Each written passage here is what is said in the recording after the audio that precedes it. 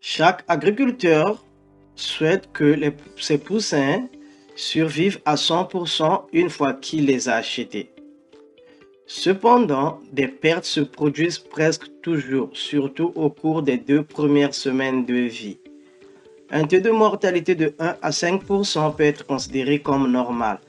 Mais quand cela dépasse 5%, ceci devient anormal et nécessite une intervention immédiate pour éviter d'autres pertes. En effet, certaines causes de ces décès peuvent anéantir tout le troupeau. Donc, on va voir quelques causes. Donc, voici quelques causes courantes de mortalité chez les poussins en couvaison. Donc, pendant la période de couvaison. Normalement, la période de couvaison est de 1 à 21 jours. Mais ici, on va plus parler de 1 à 14 jours, pour les premières 2 semaines. Donc, premièrement, il y a des facteurs génétiques. Les facteurs génétiques, c'est des choses que tu peux pas modifier, tu peux pas contrôler parce que les poussins naissent comme ça. Il existe de nombreuses mutations génétiques mortelles chez les oiseaux, dont la plupart entraînent la mort pendant la période de couvaison.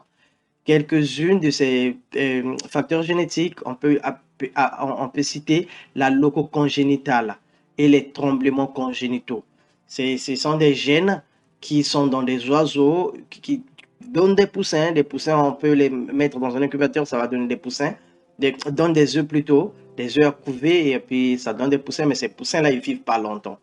Donc, pour éviter cela, il est conseillé d'acheter les poussins d'un jour à des entreprises réputés qui font une sélection contre ces gènes. Ok, il y a l'autre facteur, il y a les facteurs de gestion de la température. Les facteurs de gestion de la température sont des problèmes récurrents. Donc, il y a les problèmes les plus courants, c'est qu'on peut citer la température élevée, la température de couvaison élevée qui provoque deux problèmes majeurs, à savoir, un, la déshydratation. Quand la température est élevée, le corps des jeunes poussins, en effet, ça contient beaucoup d'eau. 70% des poussins là, de son corps, là, c'est seulement de l'eau. Donc, si la température est élevée continuellement, ça va provoquer une perte d'eau du corps et ceci entraîne une déshydratation. Donc, la déshydratation, ça crée après problème d'insuffisance circulaire et puis la mort. L'autre problème, il y a le collage. Le collage, c'est que quand la température est élevée, il y a l'adhérence. Ceci provoque l'adhérence des fessiers, donc de la fiente autour de l'évent. L'évent, donc, autour de l'anus, en quelque sorte. Ceci entraîne le blocage. Donc, le poussin, à cause du fait que la température est très élevée, ça provoque le blocage et le poussin ne peut pas évacuer, par exemple, sa fiente. Et finalement, il va être étouffé, il va mourir. Donc, ça, c'est les problèmes de la température élevée, mais aussi les problèmes de la température quand elle est trop basse. Une température basse dans la couveuse provoque un refroidissement et ça donne une pneumonie. La pneumonie tue les poussins en grand nombre. Donc, la basse température oblige les poussins à se mettre ensemble, à se blottir les uns contre les autres pour se tenir au chaud et maintenir la température du corps. C'est là, qu'est-ce que ça pousse? Là, ça provoque les étouffements. Les poussins vont commencer comme d'autres vont marcher sur les autres et ça va provoquer la mort. Donc, pour éviter les problèmes de température, il faut ajuster. L'éleveur doit ajuster la température de la salle de couvaison 24 heures avant que les poussins arrivent dans la salle. Donc, 24 heures, une journée avant, tu dois déjà avoir ta température si tu utilises des radiants ou bien le radiant à gaz ou bien le charbon pour chauffer ton poulailler. Tu dois le faire une journée avant. L'éleveur doit également essayer de maintenir cette température jusqu'à la fin de la période de couvaison, disons jusqu'à 2 semaines.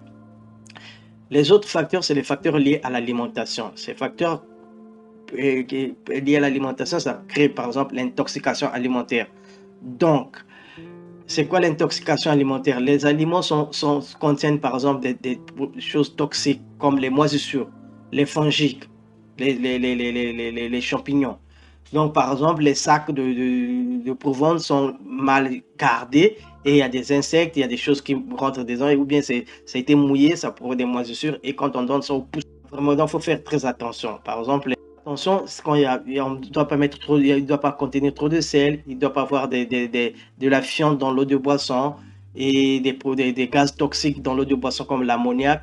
Ceci provoque aussi une intoxication.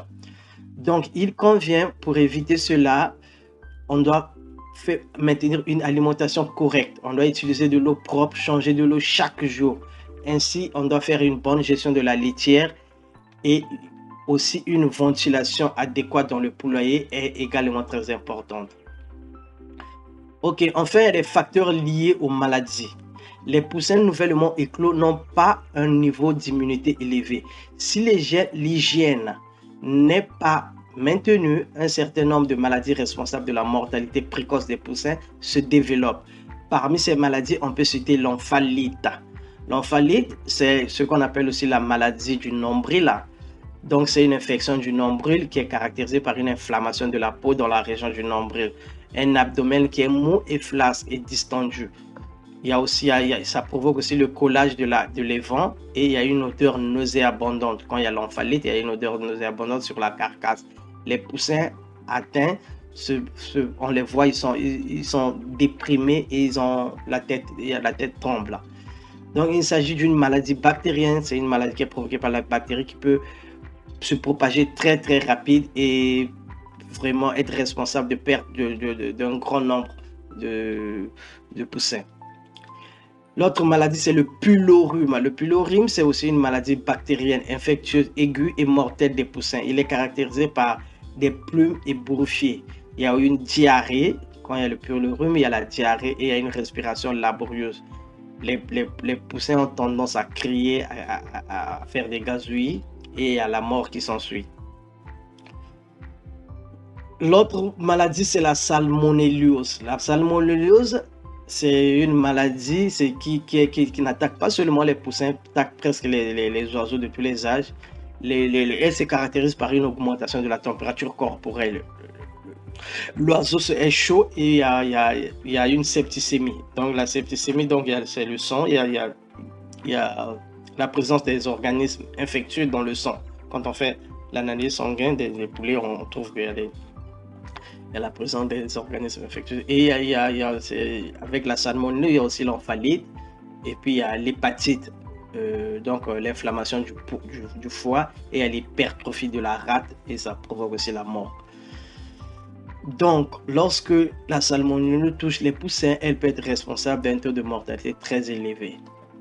Il y a l'autre maladie, c'est la colibacillose. La colibacillose, c'est une maladie bactérienne qui est grave et aiguë qui affecte le système sanguin.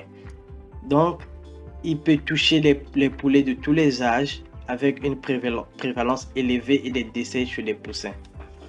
Ceci dit, la biosécurité stricte où l'hygiène est la responsable méthode de prévention des maladies. C'est vrai qu'on peut utiliser les antibiotiques, mais la vraie chose, c'est de prévenir ces maladies. Donc, pour cela, il faut régulièrement l'eau, l'équipement, l'alimentation doivent être très bien contrôlées. L'eau doit être échangée à tout moment, ainsi que tout l'environnement de la salle doit être maintenu propre et exempté de toute contamination. Il y a d'autres facteurs aussi qu'on peut prendre en compte comme l'eau, le sol, l'espace pour les aliments, il doit avoir le nombre d'équipements d'alimentation doivent être normal, élevé pour éviter le surpeuplement et pour éviter la famine. L'humidité de la litière aussi doit être parce que l'humidité facilite la multiplication des micro-organismes pathogènes. Donc, on doit contrôler que la litière ne puisse pas être mouillée. Il faut tourner la litière à tout moment. Une manipulation des poussins pendant la vaccination, parce qu'il y a les vaccinations, par exemple, par injection, les poussins peuvent se blesser. Donc, pour éviter les blessures, parce que ces blessures qui restent ouvertes, ça provoque la contamination et les infections. On doit aussi maintenir un taux d'humidité. Il y a l'humidité, la ventilation et la lumière. Il faut maintenir un taux d'humidité adéquat dans le poulailler. La litière doit être vraiment sec. Hein, on doit éviter parce que l'humidité, quand c'est élevé, les gaz toxiques et ça crée la croissance des micro-organismes infectieux. Donc, on doit voir ça pendant la construction du poulailler. on doit construire, on doit respecter les normes pour qu'on puisse éviter que... Parce que tu peux construire, une mauvaise construction peut faire que tu vas avoir des problèmes d'humidité, toujours. Donc, il faut vraiment la construction puisse être vraiment bien faite. Et puis, il y a la ventilation. Une ventilation adéquate est nécessaire pour réguler la température et éliminer le dioxyde de carbone, l'ammoniac et les autres gaz. La ventilation, une ventilation adéquate est nécessaire pour réguler la température et éliminer le dioxyde de carbone, l'ammoniac et les autres gaz. L'humidité, la poussière et les odeurs, l'air frais doit être introduit de manière uniforme. Donc, normalement, on laisse des ouvertures.